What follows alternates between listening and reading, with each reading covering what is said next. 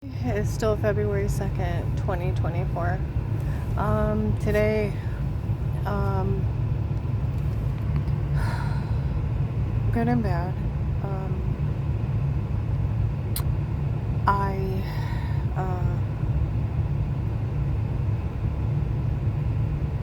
had called up to the Ravenna Courthouse prosecutor's office about the thing with my son with the plates from my ex-husband, just telling me he could take the truck, that it's his, and then thinking, I think he thought he could get like abandoned title and stuff and get it switched over in his name. And here it is still in my name and both our names. And I tried to tell him it was still mine, and that I needed to get it insured and plated and no one's to use it, that he's let the insurance drop and everything else because I could be held responsible. Well, per divorce agreement, because his father's already, and I told him that I've already talked to the title bureau, and I could be held responsible. And it cost me like $40 in insurance a month, and the plate. I expect my grandson, if he's going to use it, to pay me for my insurance. But I wouldn't dream of taking it from him. Matter of fact, if I ever got my informant money, I was just going to tell him to have that thing hauled off and I'd buy him a truck. See, I actually want to do good for my family. Get rid of Dave and his and his setups. And this whole thing's a setup for that kid to get in trouble. And, I tried to tell my son, I have talked to the insurance company. All insurance policies are canceled. They've been canceled. Even the homeowners, even escrow's been canceled because of non-payment. There's no life. There's no insurance. There's nothing in his name for non-payment. He's canceled it months ago. He's like, what? And I said, everything's canceled. There's no insurance on either one of those vehicles. What? See what I mean? And I said, where it may have been court ordered that he got it, he never physically had it removed out of my name, so it's still mine. It's one of those things. I've talked to an attorney, you better get insurance and get it titled. Well, then I talked to the title bureau. Same thing. You're responsible. It's like, you can't use something I'm responsible to and make it legal. And he gets all mad at me and won't answer me for 2 days. And I go ahead and I get the insurance on it because at least it's insured. Now I got to get it plated. Well, from Ravenna, you have to have e-checks. So I went online to change the address that it would be located down here in Stark County. So hopefully in 10 days I won't have to get an e-check and I can just go out and get plates or order them online. And I told him, he finally responded after 2 days of being mad at me. He responded that he he hadn't been able to get a hold of his stepson. Bullshit. I sent a text message. You are to make sure that that truck is put in your driveway off the road until I can get legal plates on it. I have to get the address changed down to Stark County so I can put plates on it. I don't care if he drives it. I wouldn't dream of taking it from him. I'm not Dave. I just won't let him set up to go to jail or to be ruined for the rest of his life if it's not insured or not to have plates. See, Dave would do shit like this when the kids were young. And then I'd find out, and then I'd go out and get insurance on it. I get plates, I do this, I do that. And your mom's trying to control you. Your mom's trying to rule you. No, I'm trying to fix it so that they don't get in trouble. See, Dave's always undermined me and badmouthed me and sent me out because he's an asshole. I called yesterday. My neighbor called me. I got some weird lady stuck in the parking lot at 3 to 5 in the morning. She almost ran over my one neighbor, and then she made up an excuse later on when they seen her again that she's looking at apartments at 3 o'clock in the morning. Yeah, right. Nobody's that stupid. And she started showing up since my ex-husband faked his disappearance. Okay.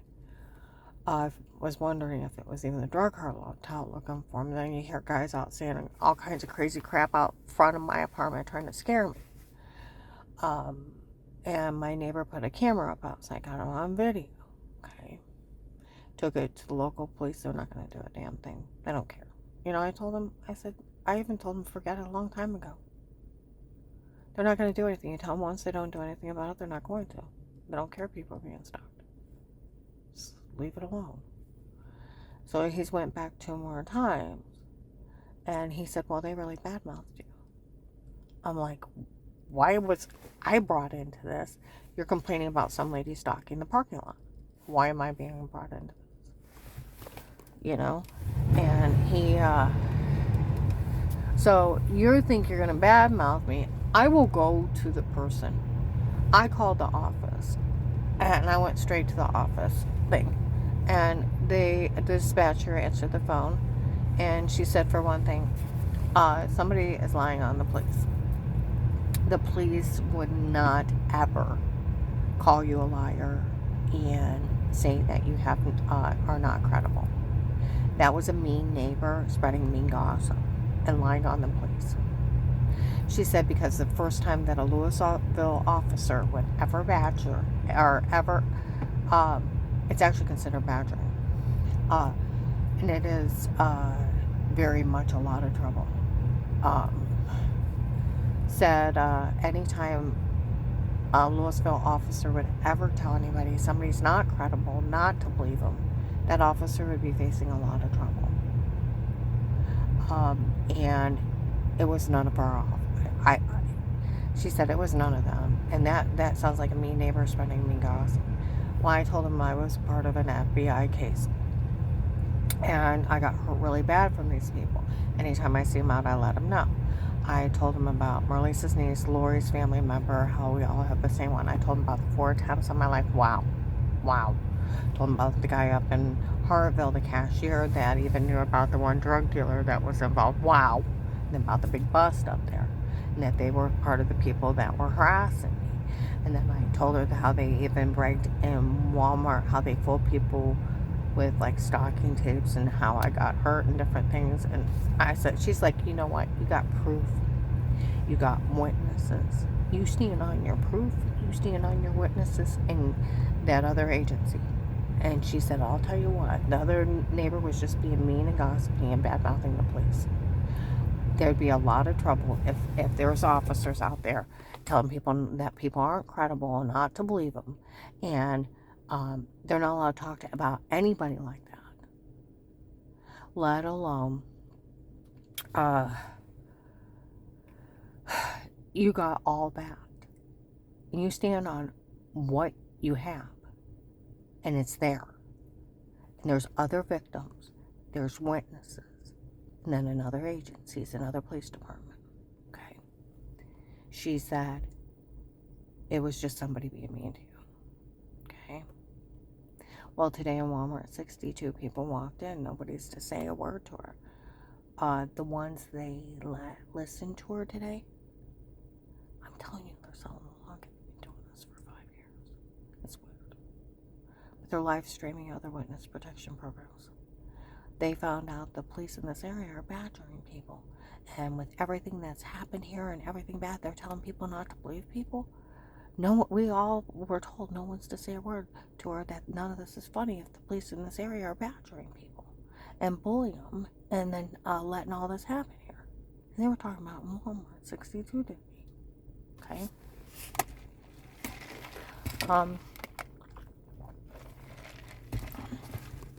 Alright.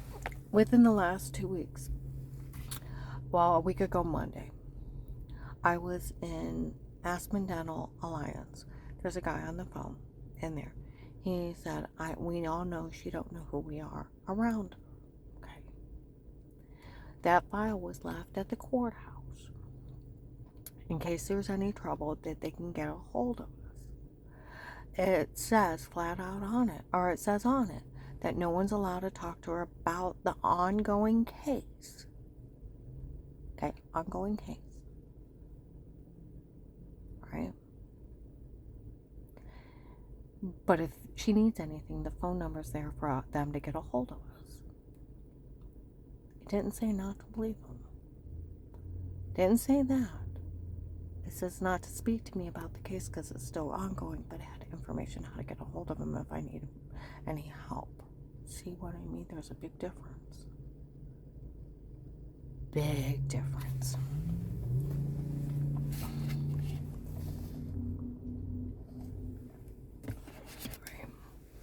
Because up at Abigail Watkins, Portage County prosecutor was talking to a lady prevent officers. The guy for the FBI case showed up with my file and gave it to him. Okay.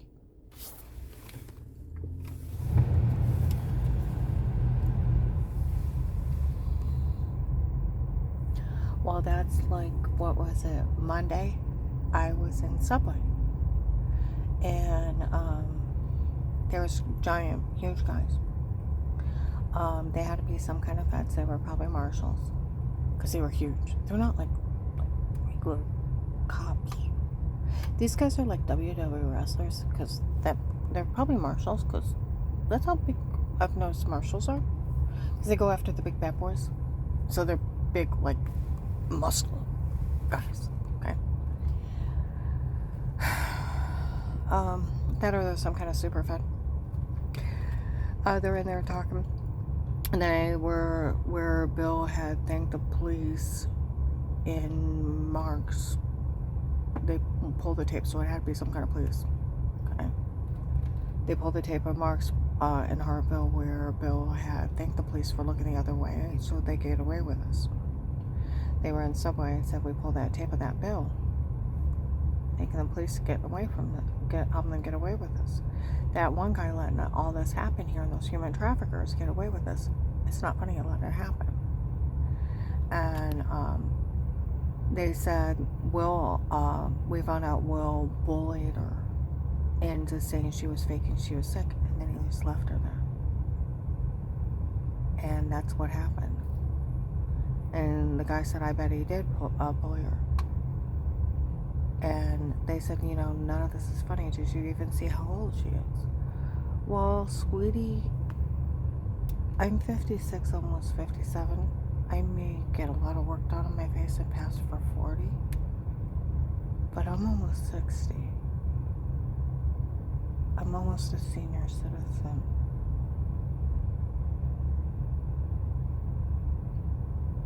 I'm almost 57. I was 51 when this started. I'm too old for this shit. I'm a fucking grandma. It isn't funny they let it happen to anyone, let alone somebody of my age. Like they said, it wasn't funny. And because Will bullied me, he just left me up there. Well, he took my money. That's why he did it.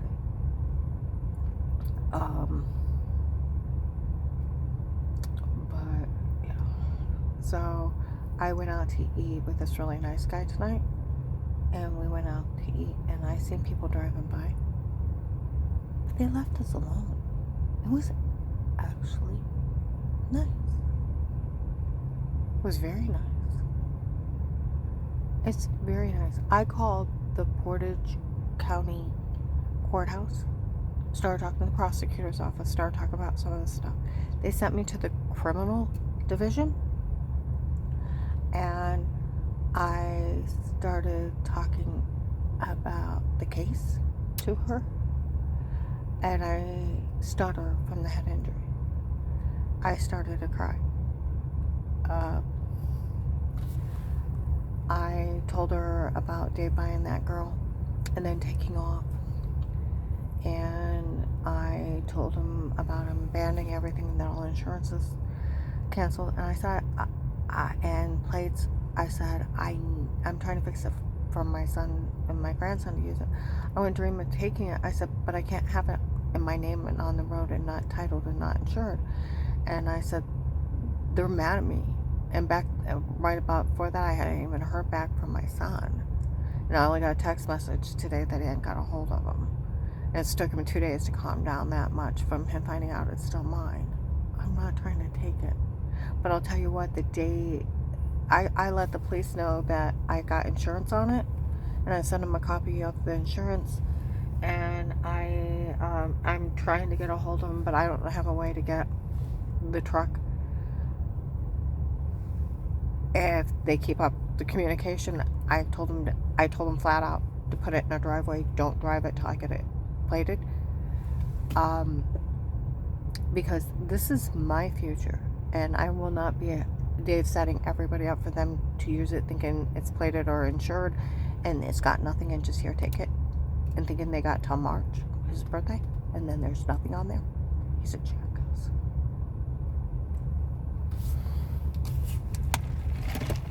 And if they did know it and they thought that the only one to get in trouble is him and he's not here, that was wrong on them. But they're not going to get me in trouble.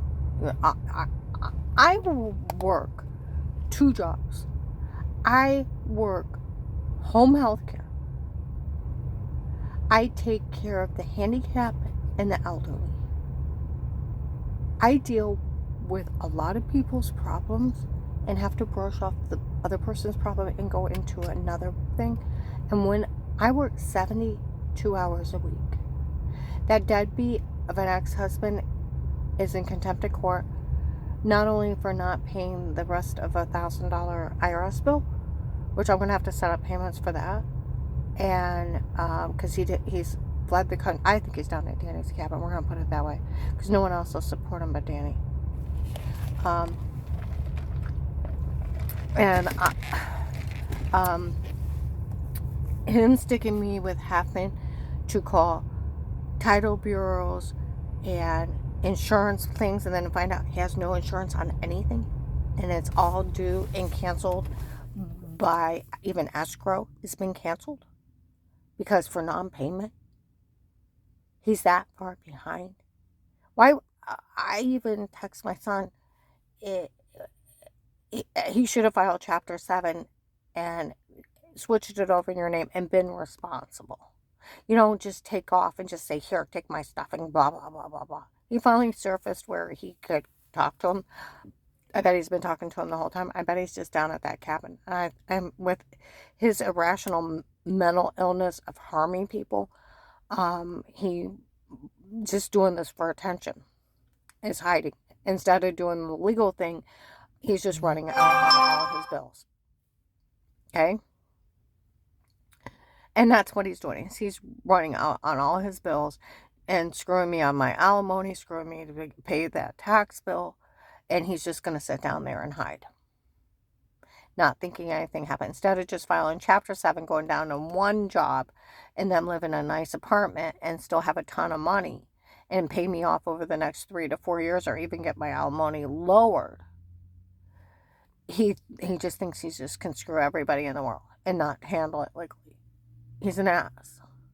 Well, I talked to the prosecutor's office in Portage County. I told him about the guy where I talked to Abigail, where they gave the lady officers my FBI file. Okay? I told her how I had 4 attempts on my life. I told her how they kicked in my door when we were out on the 6th day. I told her by the 2nd week I had bruises all over me, throwing up, heart racing, infected.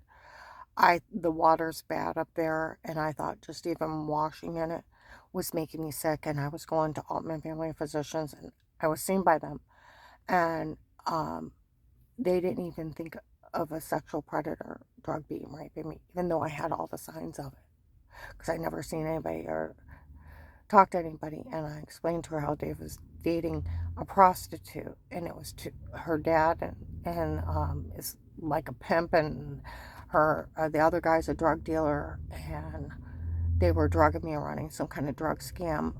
I never talked to anybody. I never had these people in my home, And he was letting them break in and violate me like that. And leaving me covered in marks and throwing up, heart racing, and severe infection. And because the well water was bad, and just washing it, I thought it was making me sick. And I said he was letting them violate me like that up there. And I said they're supposed to, in stocking tapes, put a shower seat in the other room. I said they have people who harass me. And I told him about the 4 attempts on my life. I told him about my coworker Lori's family member being killed. I told him about Marlisa's niece. I told her about the cashier up in Hartville knowing what drug dealer it was. I told him about even getting jumped at the refrigerator, and I have a dent in my head on 12/21/18 that wasn't even safe, and they even beat on me really bad till I give up everything. I said I was too scared to say anything for a long time, and I got to the point I was crying and stuttering. I said, and now him pulling this of buying some girl from Japan and going over and getting her. And I said he was already messed up in the human trafficker. And then to bring her back and then act crazy, he's supposed to be over in Japan. I said, I think it's just down at my son's cabin because no one else is supportive. And he's just faking this whole thing to get out of paying everybody. And I said, um,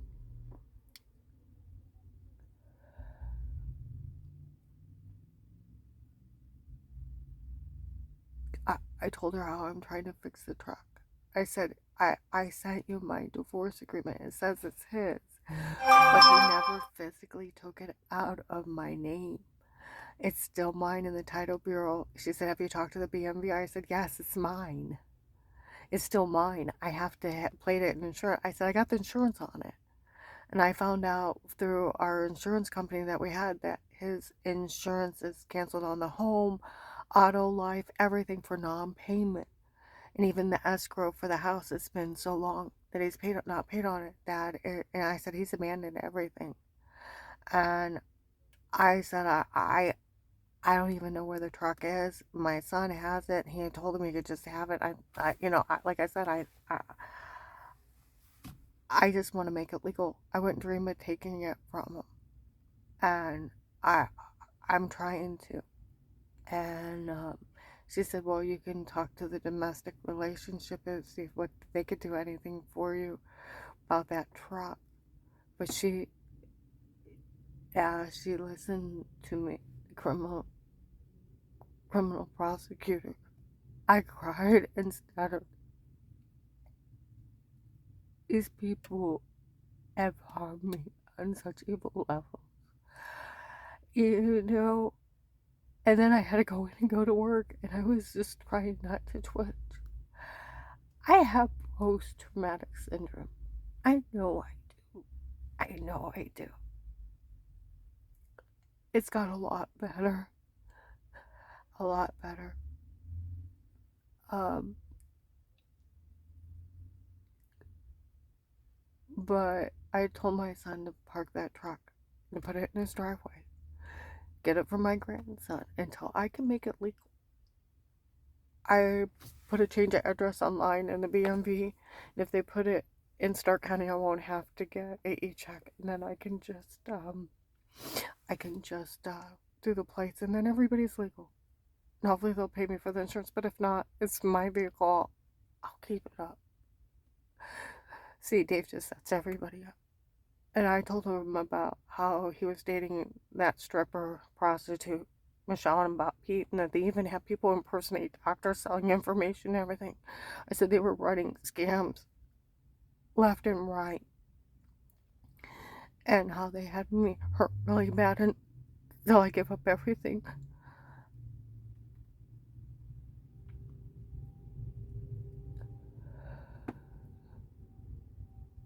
See, my FBI file is up there. And like that guy said out in Alliance, we know she doesn't know who we are. That file says that no one's allowed to talk to her about the ongoing case. But if she needs something, the information, how to get a hold of her. It probably even has Officer Mark and Officer John's information too. Will, when he stopped being a jerk on the phone, after he bullied me into false statements under threats of arrest, laughed at me for some guy named Pete framing me, and he, and some weird doctor selling information how I didn't know. No, I didn't know, and he should have arrested him for it. It's the stupidest scam on the world. And do they really think they could get away with it? Um, and he told me that one of his best friends and a really good friend, was the chief of police of Canton, and that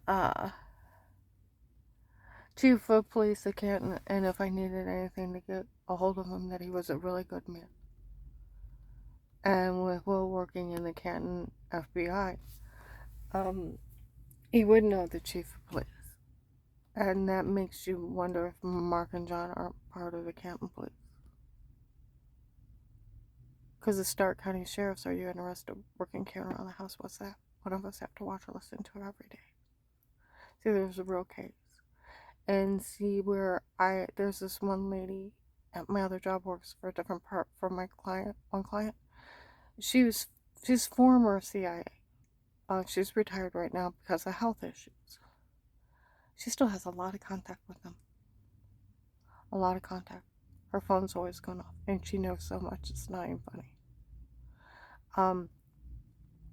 She told me that both FBI and CIA agents have been killed by these human traffickers. And she's like, FBI agents will sit back and let people get away with crimes and sit on a case and watch and see who pops up and get the big guys. She said, where everyone else will nip it. And she said yours should have been nipped the first day. And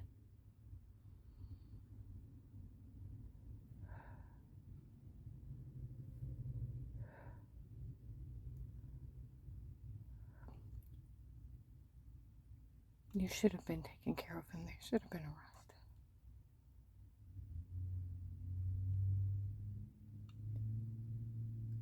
I'm gonna upload this.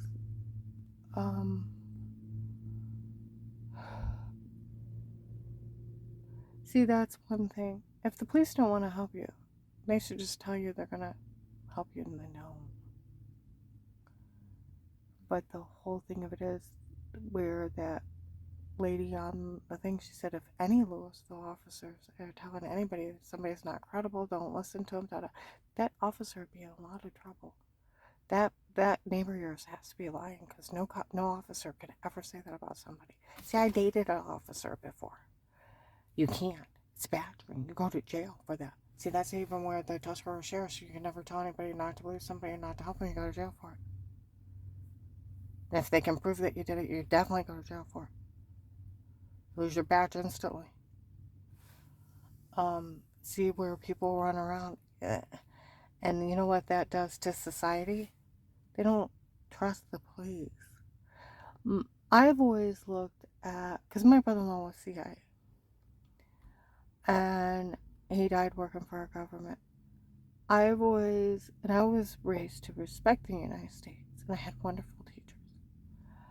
I always looked at the military, police officers, FBI, CIA, as guardian angels that protect all of us. I did. And then once it didn't get paid enough to lay the lives down. That's what I always thought of them. And the ones that break the law, disgrace. Every good agent or officer's name are ones that died working for our country, their families, and their memories. Because the day that you badmouth somebody, and this is how bad this is, I want you to think about this. Are they going to say that Marlise's niece that was taken, that she ran away and killed herself? They're going to say the same thing about Lori's family member that was taken and killed? How about the 1,000 children that were taken? They're going to say they ran away from them and killed them? They killed themselves? that they're just all runaways and they all harm themselves, not the bastards that took them and killed them. See, when you start demeaning the victims of where they're harming people and hurting them, and try to blame the victims and act like it's their fault, you re-injure that victim over and over again. When you don't give them the sympathy and empathy of those violent animals harming them, and then you try to make it their fault, do you realize how sick it would be for them to turn it around on anybody that lost anybody to a human trafficker, harmed, or been taken or raped? I want you to think about it. And there's thousands of victims just from last year. I'm going to